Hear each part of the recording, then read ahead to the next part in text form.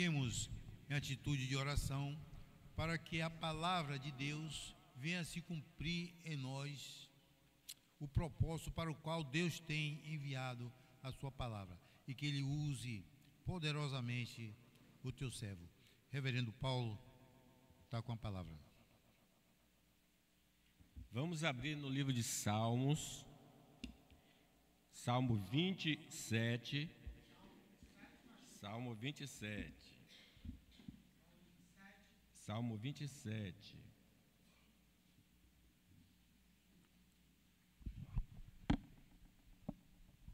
Vamos ler juntos. Salmo 27 são 5 versículos. Diz aí o título em negrito: todo bem procede de Deus. Vamos ler. Se o Senhor não edificar a casa, em vão trabalham os que edificam.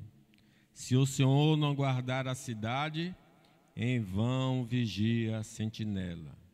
Inútil vos será levantar de madrugada, repousar tarde, comer o pão que penosamente granjeastes. Aos seus amados ele o dá enquanto dormem. Herança do Senhor são os filhos, o fruto do ventre seu galardão. Como flechas na mão do guerreiro, assim os filhos da mocidade. Feliz o homem que enche deles a sua aljava. Não será envergonhado quando pleitear com os inimigos a porta. Foi Salmo 127. Eu disse outra coisa, foi? Vamos lá de novo. 127. Salmo 127. Vocês estavam falando em línguas aí, eu não... Vamos lá.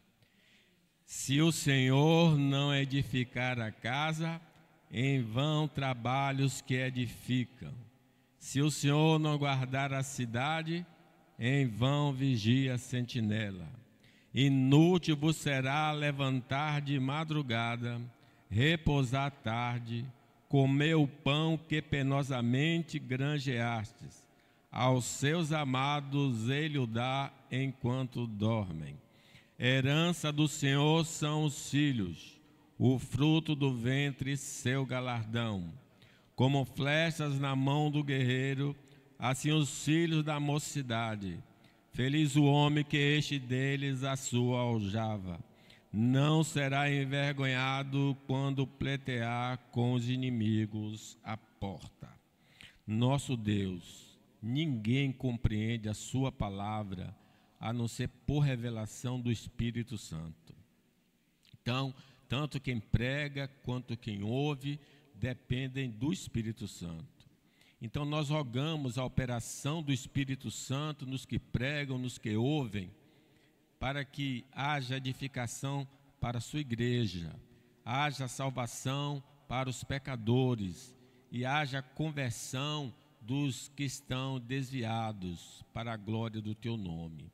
Que a tua palavra cumpra o teu propósito, no nome de Jesus. Amém. Meus irmãos, este salmo chama a atenção de que todos nós dependemos de Deus. Infelizmente, nós fomos criados a ser independentes. Os pais cuidam, educam os filhos para que os filhos sejam maduros e independentes.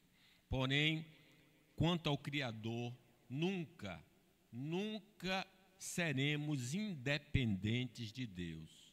Nós precisamos do Senhor. E esse salmo, então, trata sobre esse tema. Dependemos de Deus. Dependemos de Deus. Sem a bênção do Senhor, nosso esforço será inútil. Diz o versículo 1. Se o Senhor não edificar a casa, em vão trabalhos que edificam. Se o Senhor não guardar a cidade, em vão vigia a sentinela. Afastar Deus de nossos projetos vai redundar em frustração os nossos empreendimentos. Você vai planejar, vai executar, mas no fim vai ser frustração. Diz que o rei Josafá se uniu a Acasias para construir navios que fossem buscar bens em terras distantes.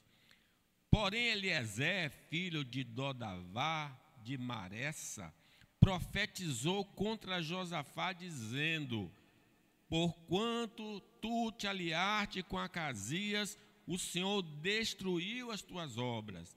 E os navios se quebraram e não puderam ir a Tarsis. Deus, ele planejou, ele construiu, e Deus colocou o dedinho dele e tudo foi por água abaixo. Qualquer pessoa que está seguindo princípios pecaminosos na edificação da sua vida não tem o aval de Deus e não vai receber a ajuda de Deus nesse empreendimento. Se eu estou na contramão do propósito do Senhor, nem sonhe que Deus vai abençoar esse projeto. Ele não vai estar presente e nem vai abençoar o projeto. Quando Israel ele ganha, tem aquela vitória fabulosa sobre a cidade de Jericó, e aí Josué disse: olha, a cidade de Ai é pequena, vamos mandar alguns homens lá que nós vamos tirar de letra. Só que ele não sabia que Acã tinha escondido ouro e prata que eram proibidos de Jericó, porque pertenciam a Deus. E Israel então sofreu a derrota. Deus então falou para ele: Israel pecou, violaram a minha aliança, aquilo que eu lhes ordenara, pois tomaram das coisas condenadas e furtaram e dissimularam e até debaixo da sua bagagem puseram, pelo que os filhos de Israel não puderam resistir a seus inimigos, viraram as costas diante deles, porquanto Israel se fizera condenado. Já não serei convosco, se não eliminardes do vosso meio a coisa roubada. Então, plano sem andar com Deus, frustração. Se seguirmos as normas de Deus em nossos projetos, a satisfação estará presente nesse nosso trajetória, nesse nossa execução. Desde o começo ao fim haverá alegria. Diz sobre José: José veio a ser homem próspero e estava na casa do seu senhor egípcio, vendo Potifar que o Senhor era com ele, que tudo que ele fazia o Senhor prosperava em suas mãos. Logrou José mercê perante ele, a quem servia, e ele o pôs por mordomo da sua casa e lhe passou às mãos tudo o que tinha. A prosperidade de José é que ele estava na harmonia da vontade de Deus. A ajuda divina em nossos planos só será possível se tivermos em comunhão com Ele. É preciso temer a Deus e guardar os seus mandamentos. E essas palavras, quando Salomão orou, agradaram ao Senhor, por haver Salomão pedido tal coisa, sabedoria. Disse-lhe Deus: já que pediste essas coisas e não pediste longevidade, nem riqueza, nem morte dos teus inimigos, mas você pediu entendimento para discernir o que é justo, eis que faço segundo as tuas palavras, dou-te um coração sábio. Então, é quando Salomão está andando na presença de Deus. A proteção do Senhor em nossa jornada de vida está condicionada em obedecermos integralmente seus mandamentos. Porque eu estou tendo frustração nas minhas investidas? A pergunta não é essa.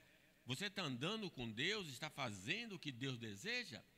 É interessante que Deus visitou Isaac num tempo muito difícil, sobrevindo fome na terra, além da primeira, a vida nos dias de Abraão. Foi Isaac a Gerar e está com Abimeleque e os filisteus. Apareceu o Senhor e lhe disse: não desças ao Egito. Foi o que o pai dele fez. Fica na terra que eu te disser, habita nela, serei contigo e te abençoarei, porque a ti e a tua descendência darei todas estas terras e confirmarei o juramento que fiz a Abraão teu pai. Multiplicarei a tua descendência.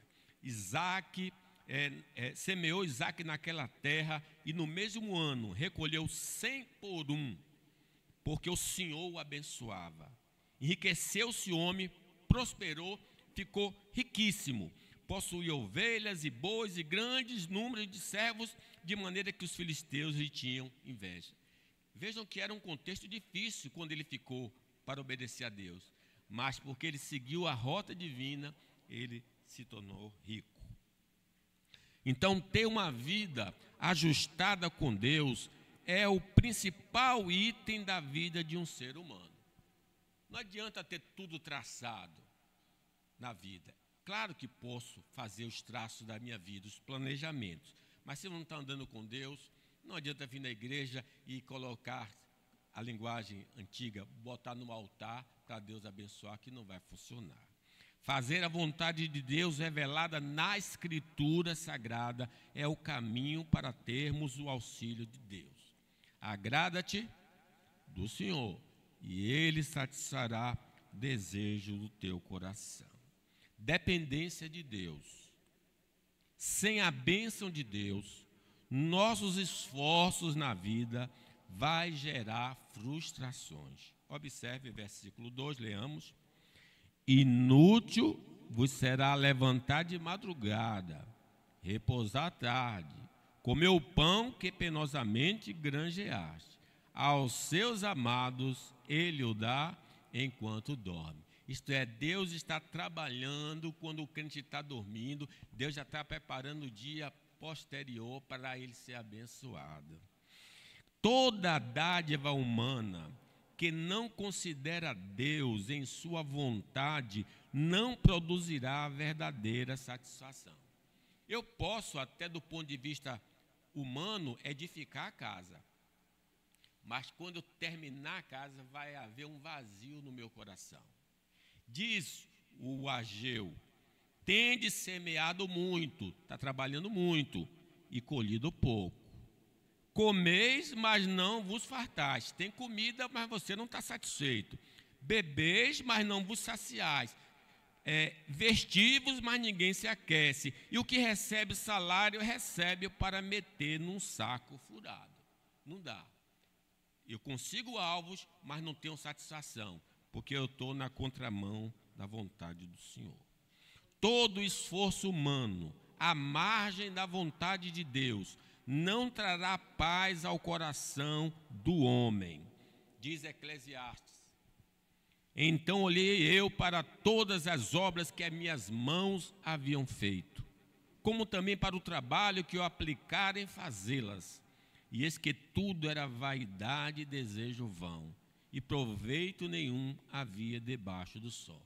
De vaidade, vaidade, tudo é vaidade. Mesmo o homem alcançando seus objetivos, Deus lhe priva de usufruir integralmente deles por causa de sua vida distante do padrão do Senhor. Diz o Senhor a Israel: você vai se casar com a mulher, porém outro homem dormirá com ela.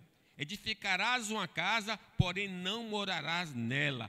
Plantarás uma vinha, porém não a desfrutará. Eu consigo o objetivo, mas Deus não deixa que eu possa gozar desses objetivos. O espírito, então, de independência do Senhor é um pecado de idolatria. É um pecado grave, irmãos. Não vamos ser como o pessoal da Torre de Babel. O Senhor disse: vocês vão se espalhar pela terra. Eles disseram: não vamos espalhar nada. Nós vamos construir uma torre e vamos viver em torno dessa torre, e o nosso nome será grande. E o Senhor então desceu para ver o projeto humano e baralhou as línguas ali, não é?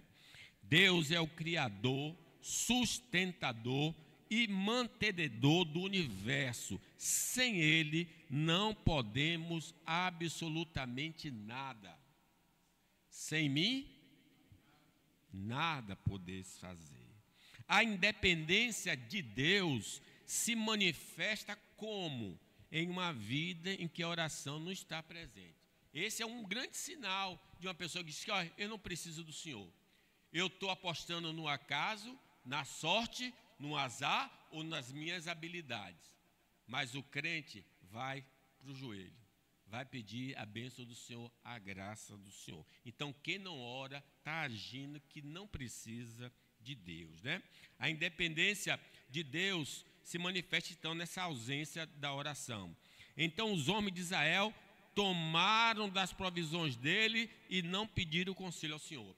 Foi quando chegou os Gebionitas, cheios de roupa velha, de comida velha, e disseram: olha, nós ouvimos falar do Deus de Israel e viemos de longe para ser amigo de vocês. E Josué e o grupo, a liderança, os príncipes, não consultaram a Deus para saber se isso era verdade ou não. E quando eles caminharam, descobriram que eles eram vizinhos, porque não consultaram ao Senhor. Achavam que podia fazer qualquer coisa sem a recomendação, orientação de Deus. A independência de Deus é um estado de soberba, pelo que a soberba lhe cinge o pescoço como um colar, a violência o cobre como vestido, e dizem: como sabe Deus? E há conhecimento do Altíssimo, eis que estes são os ímpios, sempre em segurança, aumentam as suas riquezas. A independência de Deus vai despertar Deus a frustrar nossos empreendimentos. Quando eu ajo assim, que eu fico com o nariz empinado, aí Deus manda a chuva, manda o aguaceiro, manda alguma coisa que justamente desfaz tudo que nós planejamos. O pseudo-sucesso, o fato da pessoa construir uma casa ou ter uma casa segura na vida, sem considerar o caminho do Senhor, vai gerar frustração e o indivíduo vai se tornar escravo.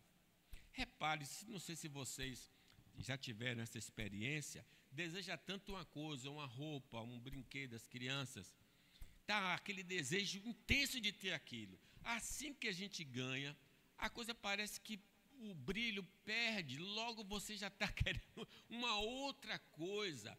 Porque, irmãos, não é só ter o objeto, alcançar a coisa, é ter comunhão com Deus para que haja alegria. A alegria do Senhor, a nossa força é. Estamos sendo lembrados pela palavra de Deus que o que colheremos se não considerarmos sua advertência. Dependência de Deus. Sem a bênção de Deus, não podemos ter herdeiros. Em especial aqui trata o versículo 3. Leamos. Herança do Senhor são os filhos, o fruto do ventre, seu galardão. Essa palavra herança significa presente. O presente do Senhor são os filhos, o fruto do ventre, o seu galardão. Irmãos, os filhos biológicos ou adotados são um presente divino para cada casal. Os que foram agraciados com filhos adotivos ou biológicos precisam entender que é a graça do Senhor derramada sobre a vida dele. Chama a atenção dessa questão da adoção, porque às vezes as pessoas não consideram a adoção como uma graça.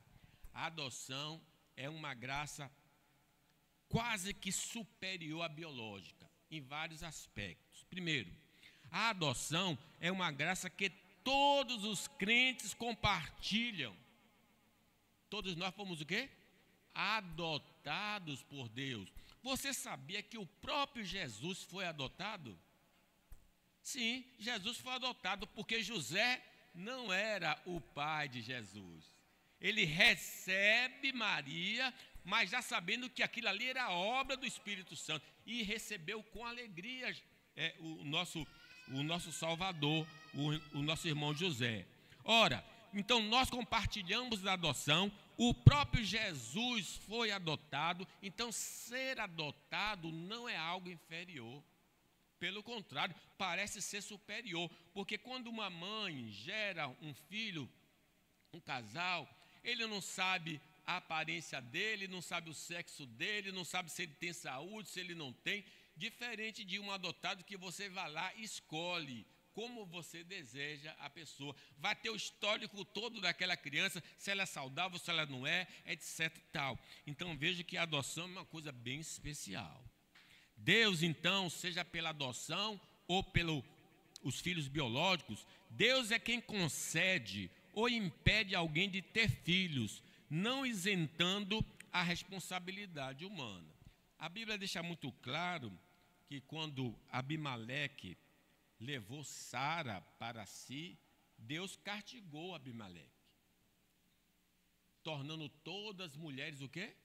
Estéreis, até que Abraão orasse para sarar as mulheres de Abimeleque.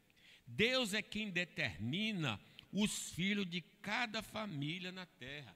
Vocês lembram aquelas brigas de Rebeca e Lia? Porque Lia era desprezada por Jacó. O que é que Deus fez? Fechou o ventre de Raquel e abriu o ventre de Lia. E Lia teve alguns filhos, né? Depois aí vai entrar as meninas, até que depois, por fim, Deus lembrou de Raquel e lhe concedeu José, e depois vai lhe conceder Benjamim. Então é Deus que vai determinando o número dos filhos. Os casais devem explicar a Deus, os casais devem suplicar a Deus que lhes presenteie com filhos biológicos ou adotivos. Lembra aí de Ana? O que é que Ana foi pedir ao Senhor? Um filho. E é interessante que ela chega ali e diz: olha, se o Senhor me der um filho varão, eu vou consagrá-lo para sempre ao Senhor. Toda a dádiva divina, no caso especial dos filhos, vem acompanhada de responsabilidades. Viu, Léa? Vai acordar de noite, vai ficar sem dormir, porque o menino traz as dificuldades que a bênção vem, né? O filho é bom, mas também traz responsabilidades. O Deus que abençoa com filhos também nos dá meios e capacidade para cuidar. Deus não vai faltar essa energia, a graça na vida dos casais que têm filhos para cuidar dos seus filhos. O nosso Deus é o Deus provedor. Tem casais que não serão contemplados com filhos biológicos, mas poderão escolher quem vão adotar. A dependência de Deus, ser abençoado com muitos filhos, traz segurança para o futuro. Aí são aqueles casais hoje que limitam o número de filhos na sua vida. Vejam aí o versículo 4 a 5, leamos. Como flechas na mão do guerreiro, assim os filhos da mocidade. Feliz o homem que enche deles a sua aljava. Não será envergonhado quando pleitear com os inimigos à porta. Ele está falando aqui, essas flechas se representam os filhos. Quanto mais filho a pessoa tiver, complicado será brigar com essa pessoa. Porque brigando com essa pessoa, os filhos vão tomar a frente e será uma coisa difícil. Vejam, o homem que tem muitos filhos terá defensores contra as adversidades ou contra as investidas dos seus adversários. Quem tem muito filho e é provocado, os filhos vão tomar a frente. E quem vai querer brigar com o homem que tem muito filho? O homem que tem muitos filhos terá maior poder de ajuda nos momentos difíceis da vida. Então vieram ter com ele todos os seus irmãos, todas as suas irmãs, e todos quanto dantes conheceram, e comeram com ele pão em sua casa, condoeram-se dele, e o consolaram de todo o mal que o Senhor lhe havia enviado, e cada um deles lhe deu um pedaço de dinheiro e um pendente de ouro. No caso, Jó. Quer dizer, se você está cercado de seus filhos, quando a adversidade surgir na sua vida, você tem um outro para te ajudar. O homem que tem muitos filhos terá maior poder de apoio na velhice. É uma fase difícil dos pais quando envelhecem e os filhos se casam, formam suas famílias, Quanto mais a pessoa tiver um número menor de filhos, menor ajuda terá. Porque sempre alguém está longe, alguém está ocupado, e sempre deve sobrar para um, não é? Ali para cuidar do pai na velhice. Ainda que tenhamos uma aposentadoria decente, precisaremos da companhia e ajuda do próximo na velhice. Lembre, você não faz questão de ter filho, quem vai levar você para tirar o dinheiro? Quem vai levar você para tirar o dinheiro? A educação cristã, então, dos filhos, em geral, determinará a atitude do filho para com você na velhice. Então, cuide bem da vida espiritual do seu filho hoje, para que amanhã ele lembre de você e possa cuidar de você na velhice. Deus nos ajuda, irmãos, através dos filhos que Ele nos deu. Então, é papel dos filhos cuidar dos pais. Honra teu pai e a tua mãe, para que se prolongue os teus dias na terra que o Senhor teu Deus te dá. Então, seja projeto familiar, seja profissional ou qualquer outro investimento, lembre, você depende de Deus, nós dependemos do Senhor. Então, vamos entregar o nosso caminho. Entregue teu caminho ao Senhor, confia nele e o mais Ele fará. Que Ele nos abençoe.